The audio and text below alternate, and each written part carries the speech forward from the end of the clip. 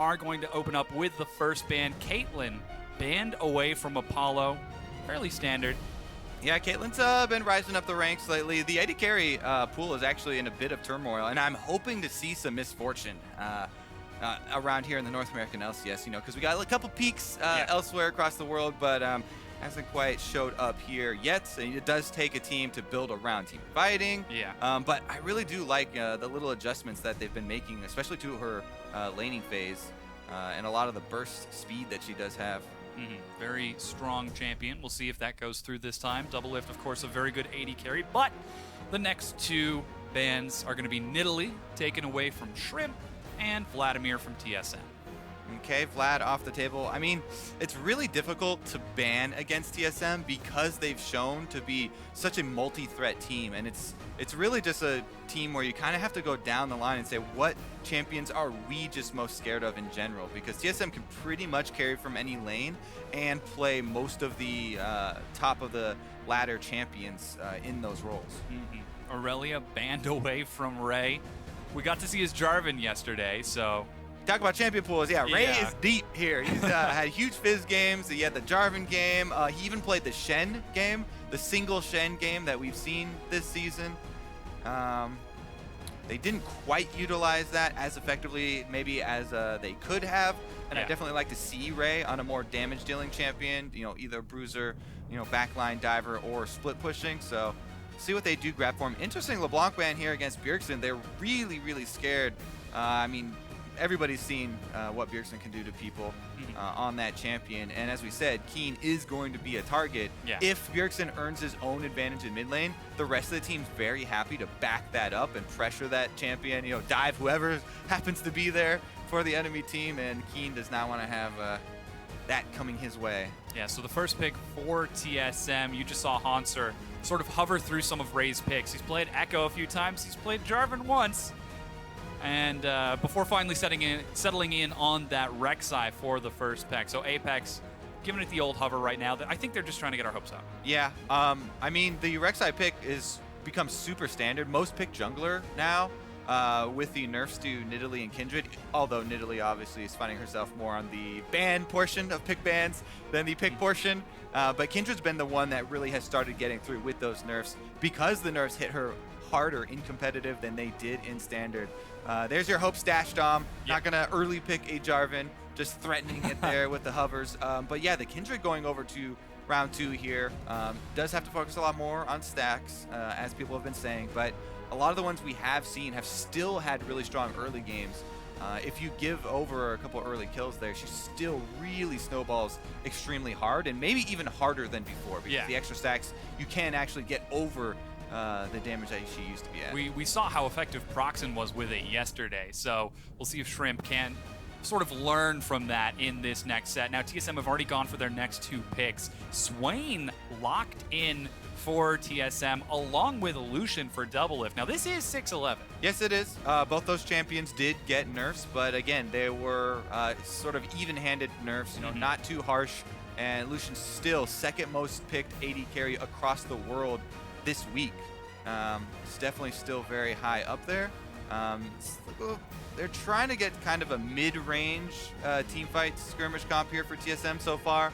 Rek'Sai does have a lot of good early and mid-game control, especially farming out the other jungler. Lucian usually has a pretty strong lane, as does Swain. So TSM, they're not looking to show any moments of weakness so far in their curve in this game. And Apex, it looks like a little bit more scaling here, but there it is. The Fizz that we're assuming is going to Ray. Yeah.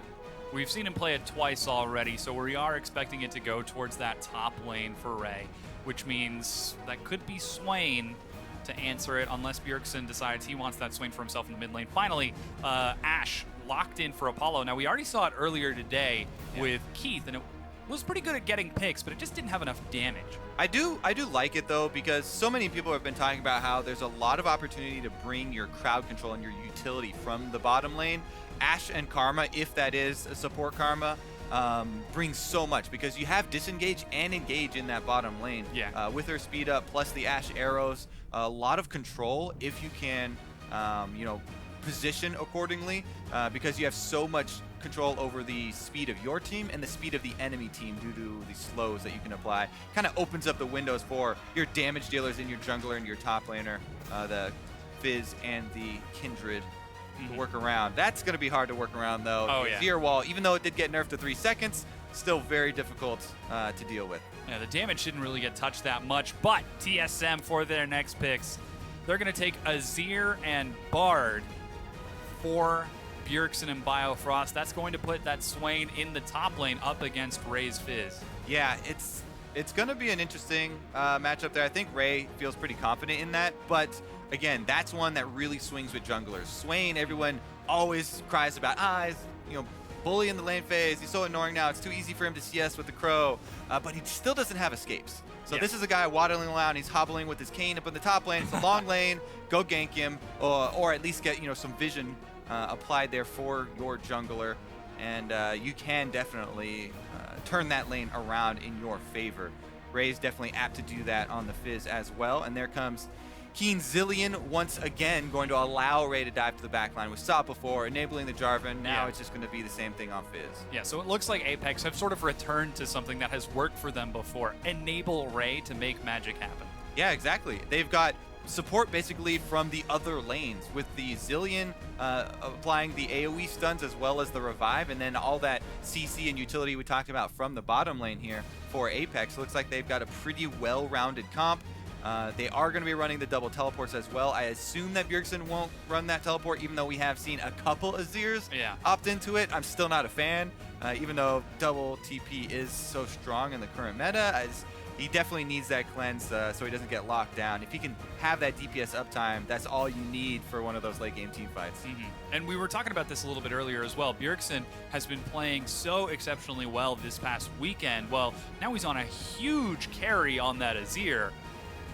Keen's going to have his work cut out for him. He definitely is, and it's not just going to be a 1 versus 1 either, as we know in this matchup.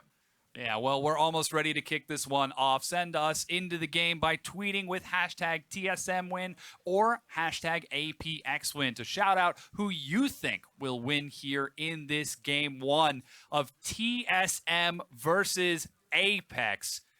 We've got a very strong lineup between these two. Will TSM continue to the undefeated streak, or will Apex be able to take a win off of the cream of the NALCS crop? Well, I'm going to wait to see who's going to be hitting their long-range ultimates in this game before I make that call, because both of these teams have a lot of, while they do have well-rounded team fighting, which is essential.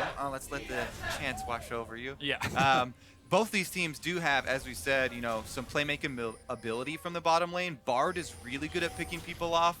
As is Ashe, obviously, with the arrow. So we'll see how well Apollo's accuracy stacks up to Biofrost's accuracy, because Biofrost Bard in his debut week was extremely impressive. And it's all going to be about, these cross-map movements, trying to affect all these lanes that are pretty volatile lanes, honestly. Oh, Biofrost, he found him. They were right there over the wall. So he takes a bit of harass from Apollo in special before heading back. He's actually going to have enough time to get a recall as well. And it doesn't, I say this preemptively, but it doesn't look like we're going to get a lane swap, as everyone is currently on the bottom side of the map. Both Haunter and Ray content to go for that 1v1 top lane. Yeah, it also looks like we're both just going to have them start first camp as well. Yeah. So they should be coming in even. We have seen a couple teams mess up the early camps, but that definitely should not be the norm, and I feel like it's very simple on these two, so should be standard starts. And I do enjoy the standard starts immensely, because we get to see more freedom for the junglers. You have so many more options, and that's really the exciting thing about playing jungle, is keeping your options open and being able to react to the game as it unfolds. You got to take stock of all the lanes and how they are playing out. And try and manage your health well enough that you can actually act on the opportunities that do present themselves. Yeah, so we do see Shrimp and Svenskaren both going for the double refillable potion. So we'll see if they can effectively manage that. Some basic regeneration already included in the kit of both of those champions too. Yeah, both those champions are very, very... it's very easy for them to stay high health in the jungle. A couple of poke abilities here landing in the bottom lane as they start trading, and both junglers look like they will end on the bottom side of the map. If you take a look at their routes here. Kindred Shrimp actually decided to pass up the early red buff, and that is a choice about managing your health and about not using early stacks of his potion. For some reason, he wanted to be on the bottom side of this map much quicker and at very, very full health to try and answer Svenskeren. I guess the mark is what drew him over here without going for red buff, and the stun lowers the armor on the crab, makes it very easy to take, and he saves smite for it. You can see the added priority on getting these marks for Kindred after the nerfs, because that's where a lot of the makeup damage comes, and you can almost nullify those nerfs early on. So with that, Apex were well prepared. You saw Apollo and Xpecial shoving in that bottom lane as well to make sure that if the fight were to break out, we could collapse.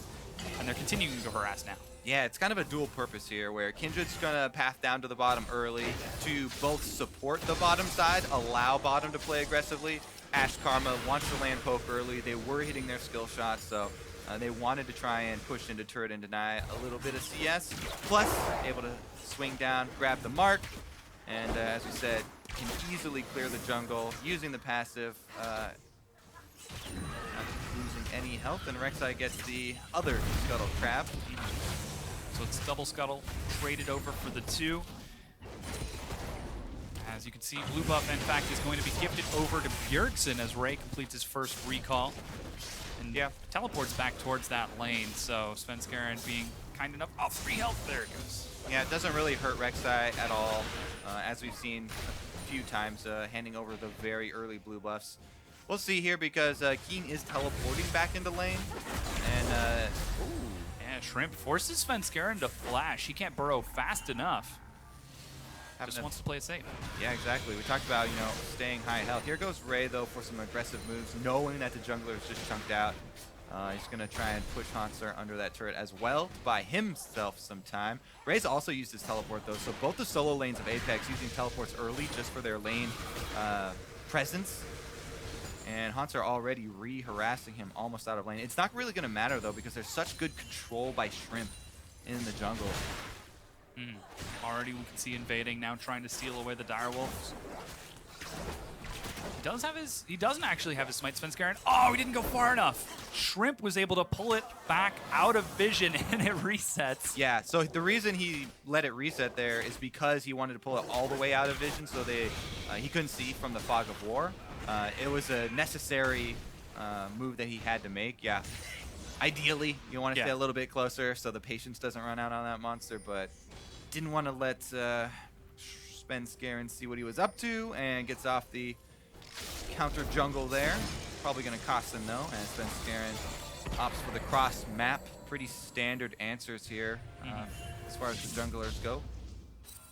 Yeah, so you were talking a little bit about the sort of jungle freedom that's opened up by this as the duo lanes continue to trade it out. Well, so far, we have seen Shrimp moving around the map as much as possible, going for the first invade, in fact.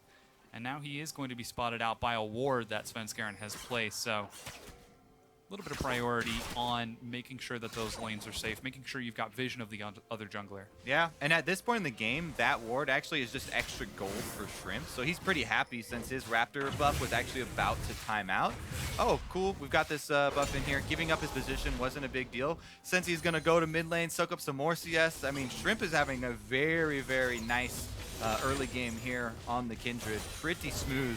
The only way it gets better than this is if you actually, get those early kills, which is the dream. But here he goes. He's going to run right through this ward, I believe. We talked about ganking Swain. He doesn't have escapes.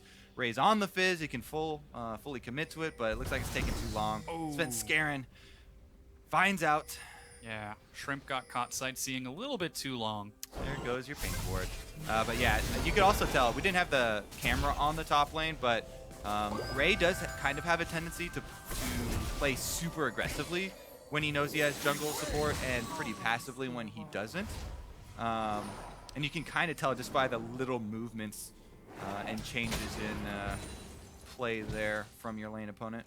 So Scuttle Crab was just picked up by Shrimp as a consolation prize to the gank that he was looking for, but as he was clearing it, it marked. So that's in fact a second quick mark for Shrimp. Always sick to have that happen. Good feeling for the Kindred. Yeah, TSM Vision now around the Baron buff. They've got wards all over that side of the map. Svenskaren's even down there as well. So that is the Ocean Drake. Not very high priority very early on. Yeah, it's actually the best effect on the win rate for early game of all the Drakes. Yeah, the Ocean Drake has the highest up to like 11 or 12 minutes, I think, effect on win rates as far as the percentage goes. And you can see the difference in priority here. APX are using most of their wards on top lane because they want to punish that Swain. If you let Swain just bully Fizz in the early game, that's where this CS discrepancy is going to come from and start to grow. And they kind of made an effort there, you know, to send some jungle pressure up because, you know, you want to help out the all-in melee champion so he doesn't get bullied. But the opposite end of the spectrum is, of course, TSM's side, where they've got wards on the bottom side around this Ocean Drake, you know, and pressuring into the jungle. Ooh, Bjergsen catches Keen. Keen just no damage. Slides on out of there. Takes a bit of harass, but manages to keep his cool. And to talk about that a little more, you know, this is Apex, again, playing around Ray. Enable Ray to do awesome things. And so far, he's actually down about 20 CS, and TSM are content to play against him. Yeah, I mean, it's, you know, Fizz into Swain matchup's going to be hard if you're alone by yourself. They did make that a little bit of an effort to head up there a couple times and allow him not to get blasted even harder, I guess.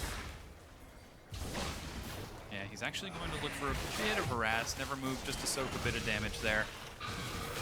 If he can burn the flash all by himself, then that in itself is huge. And that will earn him CS eventually because it will force Hanzo to play a bit further back and play a lot more cautiously, allowing Ray to walk up and get those melee executions on the minion. But, you know, no flash burn there. He does go for the all-in. Now without his ultimate, there's very little threat. And Hanzo has to feel pretty secure after healing back up using the new passive on this Catalyst, just spamming spell play.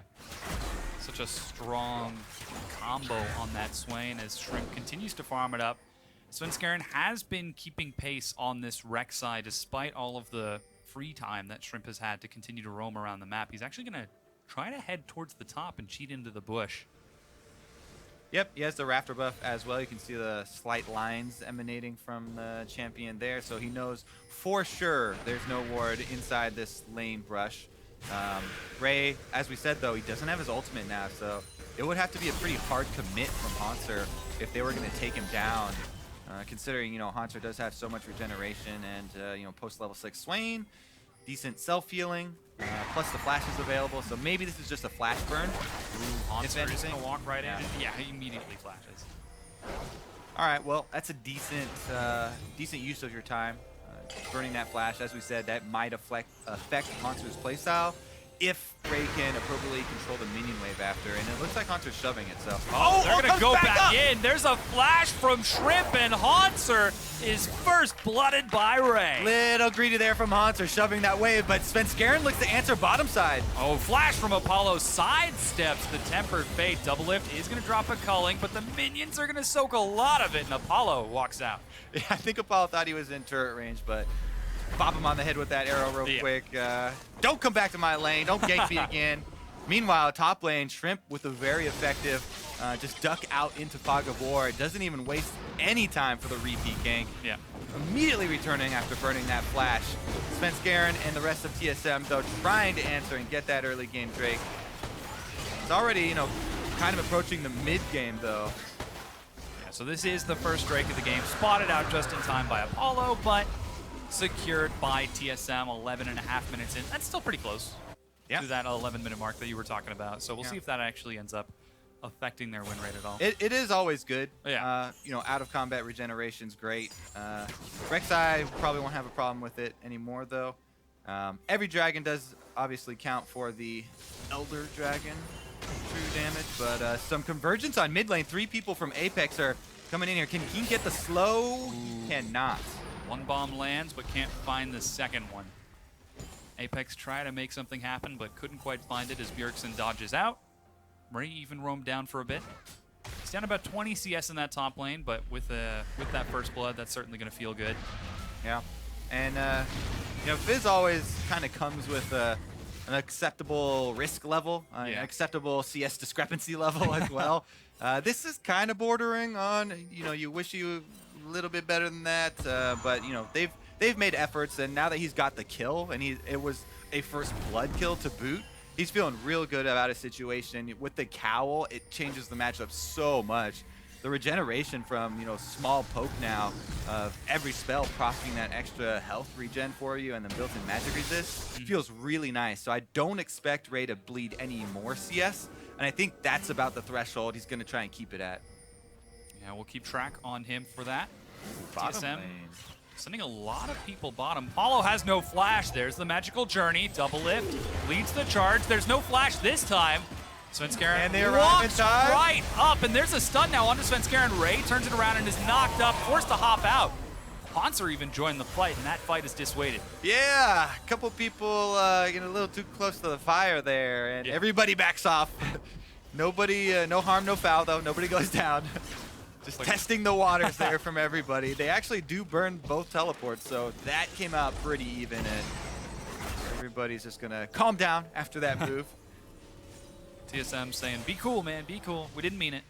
Yeah, same for Apollo. He's getting a little bit worried there. No ult, no flash. Gets a bit dicey there as Ashe, and you see 4 people through the magical journey. Yep. Now Svenskeren, you can see clearing out his red buff. In fact, he's managed to catch up in CS, and in fact, past Shrimp just a little bit. It's still even between the two, but Shrimp not quite having a lot of time to look for those marks. He is on his 3rd stack, though. Yeah, feeling pretty good. Past that first phase of the marks. So he'll have to work a little bit harder nowadays. Meanwhile, down bottom, I'm actually quite impressed with Apollo and Xpecial. Ashe getting up to the point where these arrows can be game-changing. This is the mid-game where the picks really, really count and can provide that big swing. Gold lead right now, really super close.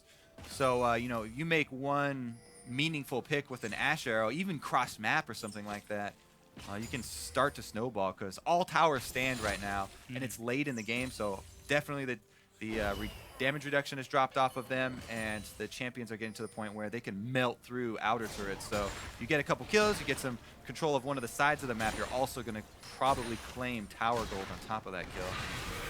Shrimp once again heads towards the top side of the map. There's a fish toss from Ray, and Hanser immediately drops into crow form. Shrimp catches up, but Hanser, with his flash, is able to walk towards his turret. A little overzealous from Ray. I see what you were talking about now. Once he knows that someone's there, he just kind of maybe gets a little too greedy for the kill. Oh, yeah. Need a little coordination. Everybody's got to be right on that, moving at the same time. But it's a really hard because... if you play too passive, then they'll just leave. Yeah, he can't get Shrimp can't get much closer before the action starts. So, I think Hanser's just in the mode now. He's like, I'm not going to stop bullying this guy. I got my big CS lead over him. All's good. That first blood definitely haunting him. Oh, I didn't even mean to do that. No. Freak's not even here, man. That's okay. Just move on. He affects all of us sometimes.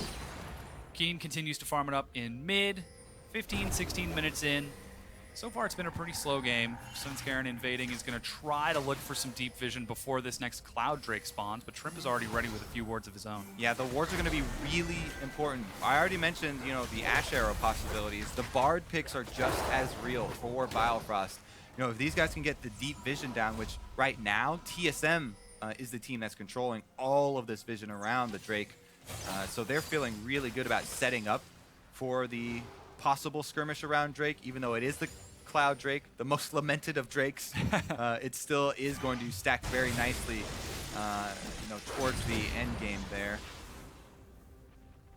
Yeah, we'll see if either of the teams decide to fight over it as Svenskeren sees Shrimp back off, and it immediately invades on the far side. Ray continues to take punishment from Hanser. Shrimp finally is going to catch up and be able to secure his Krugs.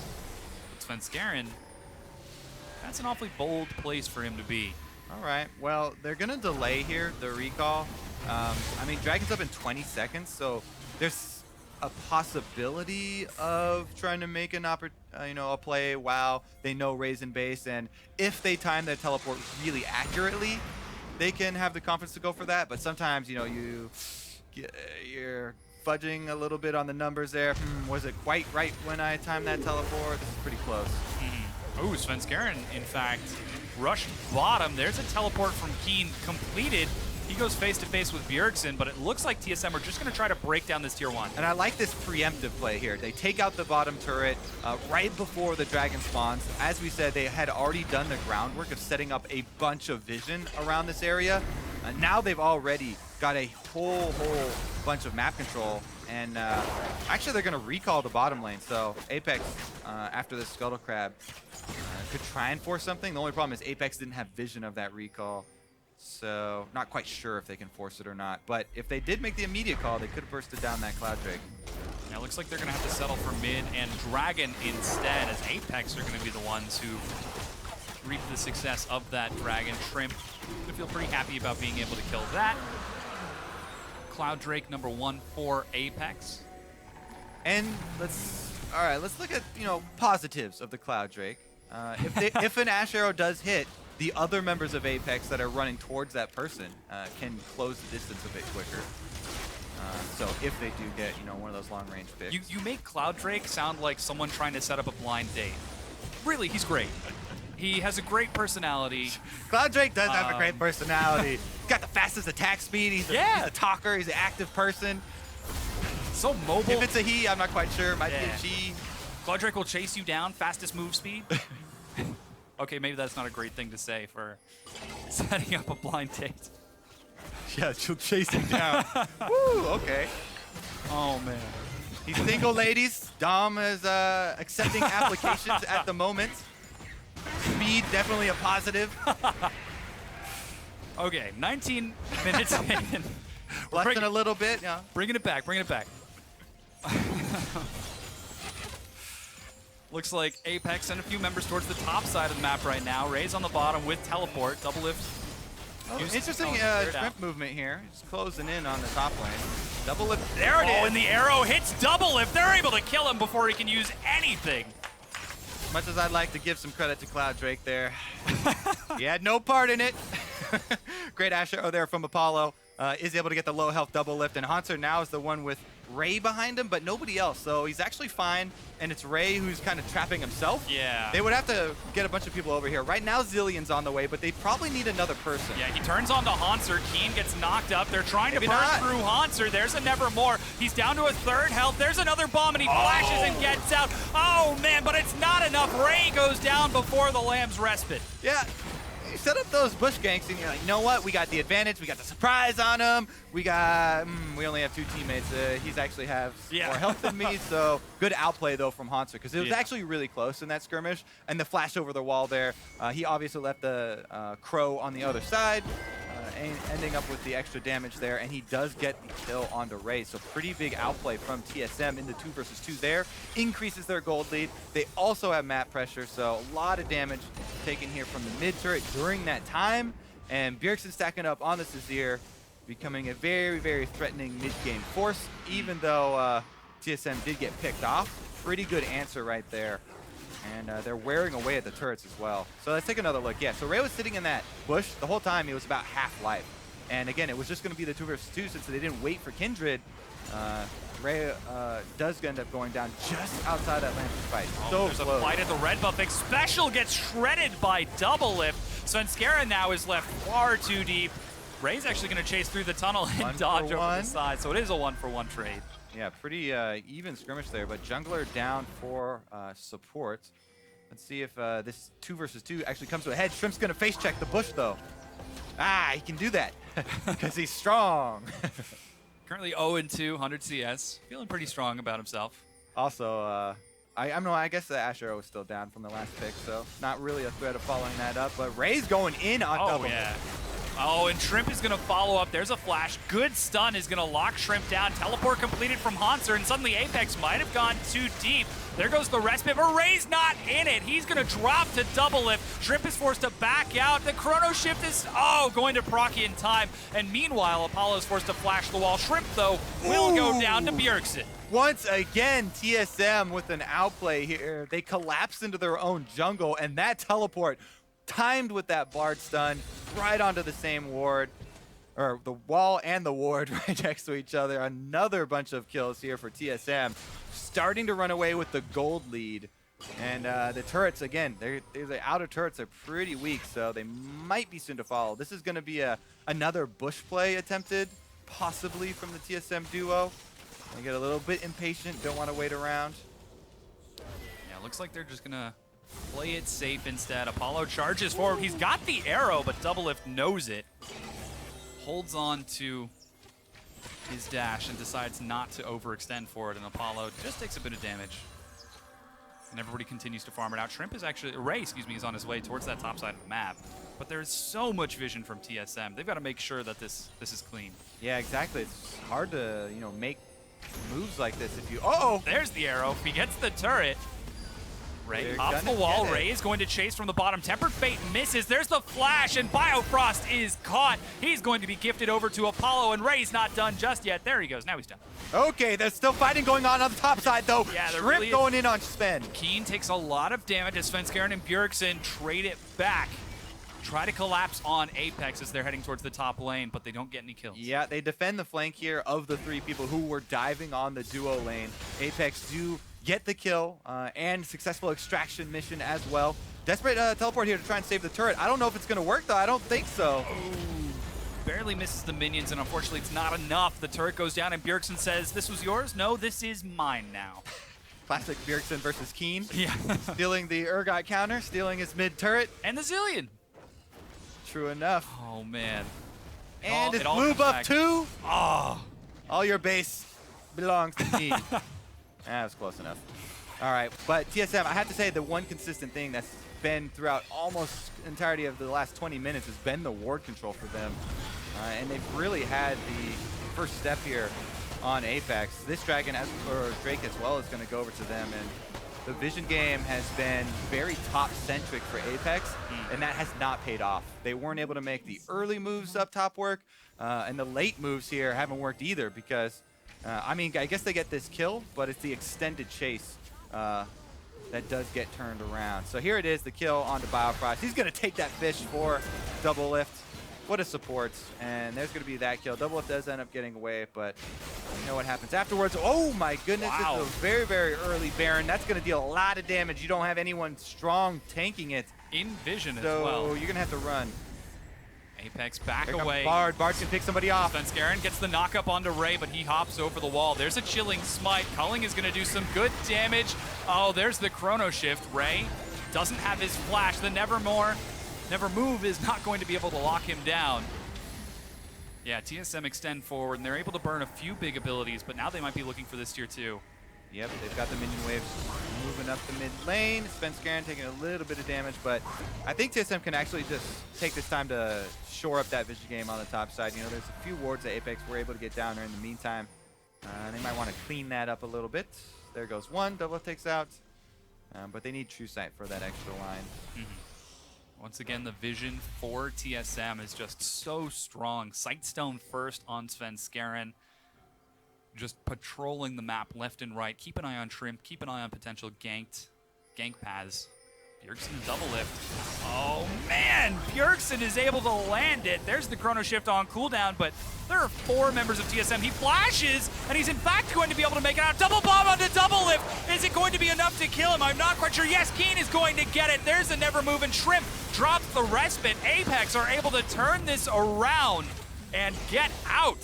Woo. Oh, except for Apollo. Yeah, he was at the back too. He didn't notice that sneaky little soldier. I guess he blended in with the background there. Bjergsen's got these secret agent soldiers for his ear. And they take down Apollo. That's a really big kill actually, because that allows TSM to make this transition up to top side, and that might be the last outer turret for them. Apex looking to try and cut off Bjergsen though. Yeah, Svenskeren trying to run bodyguard, keep Apex off the turrets. Ray rushes forward, and yes, it looks like TSM are going to have to back away. Ray gets caught by a snare. Never Move is going to find Shrimp, as that's actually the Tempered Fate. Svenskeren looks to dive, flash by Shrimp. Ray is trying to shred through Hanzo, but he's already got his Zonias. There's a chrono shift onto Ray. Will he be able to come back up and look for another one? No, they journey out to safety. Biofrost with the escape hatch, magical journey, everyone out the backside. Mission aborted, and everyone was able to live as well. Woo. Yeah, so before this game, we were talking a lot about how TSM have the fastest win time right now in the NALCS. Well, this game, they're taking a much slower pace. Yeah, they do have about 6 minutes or so to get that average time. Here comes the Bjergsen play, though. Isolating Keen, he does have flash for right when he gets back up, and the rest of the time, the rest of the team was able to join in that time, but Bjergsen, as we said, or Doublelift got double bombed and he's out. Let's take a look at Apollo's positioning here. Where does the soldier hide? It looks like he's hovering on the edge, and then he just walks into it. Yeah. Yeah. Yeah, that soldier just hiding in plain sight, standing still. Apollo can't see you if you stand still. Little known fact, Apollo is a T-Rex. Yep. Can't see if it can't move. Svenskeren now going to clear out the Scuttle Crab as Apex 4,000 gold behind TSM, but even in kills as TSM are continuing to encroach on Apex's territory, trying to make these plays happen more and more.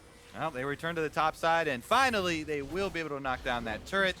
There's the extra gold they're looking for, as well as the ability, the crucial ability to move their ward lineup all the way through both quadrants of Apex jungle. TSM, they've been at the walls here as far as Apex territory, and now they can move in. They can try and bait this Baron. Pink ward inside will allow them. It kind of forces the move here from Apex. Yeah, they're trying to sneak it right now. Doesn't look, yeah, it's just spotted out by Apollo. Here comes the rest of Apex. Spray has his teleport as well. Arrow is going to find Doublelift, but there's no follow-up. The rest of TSM turn on to Keen. There's a tempered fate, and TSM have found an amazing fight. Keen on top of the respite. Ray doesn't even hop over the wall. They clean up one. Now that's two. Ray is in the back, but there's no one that he can turn onto as TSM might have been up. There they go. Finally able to drop Apollo and X Special. This is a surgical cleanup, and Bjergsen gets a solo kill onto Ray. What a tragedy for Apex there. Oh my goodness, they were split, and Biofrost has a great Bard ultimate. Pretty big pick there for TSM on Keen at the same time, and that was very, very clean. That might be them pushing towards that average game time, Dom. Yeah. Trying to hit that almost 34-minute mark, but boom, there it is. They go in on Keen at the same time, trap both Apollo and Shrimp. Then there's no escaping from this, because TSM, they're all together. That team fight is so, I don't know, it's just clean from them. They're all right next to each other, and Apex are the ones that are split up. Ray's bouncing around the backside, and they cannot recover from it. Yeah, just a little bit too slow from Apex to really recover and catch. Now with the Baron buff, Bjergsen once again gonna steal away Keen's blue buff. Oh, Svenskeren got the auto attack to the left. That's one of those things where it's a very rare that I side against the jungler, but you're a full damage Rek'Sai. You're not helping, but continuing to attack that blue buff. Bjergsen on the Azir at this point is like, pretty sure I got this taken care of. Yeah. Just stand there, bud. I don't need your auto attack that has no extra attack damage on it. Yeah. Okay, so Ocean Drake just got secured by TSM. That is, oh no, that was a Cloud Drake. Secured by TSM. And now TSM are going to shove down the mid lane. This tier 2 turret is destroyed. They've got 3 minutes now to try to end the game. To hit that average game time before they bring shame onto the TSM family name.